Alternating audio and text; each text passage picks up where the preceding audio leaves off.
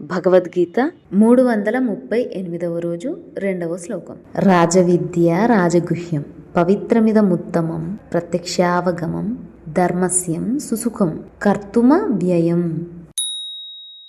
రాజవిద్య రాజగృహ్యం పవిత్రం ఇదం ఉత్తమం ప్రత్యక్షావగమం ధర్మస్యం సుసుఖం కర్తుం అవ్యయం.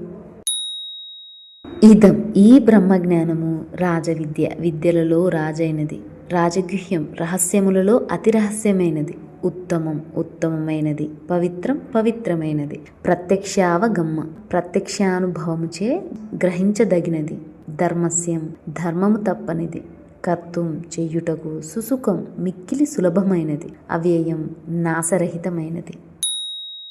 ఈ బ్రహ్మజ్ఞానము విద్యలకు తలమానికము, సమస్త గోప్యం విషయములకును శిరోభూషణము, అతి పవిత్రము, ఉత్తమోత్తమము, ప్రత్యక్ష ఫలదాయకము, ధర్మయుక్తము, సాధన చేయుటకు మిక్కిలి సులువైనది.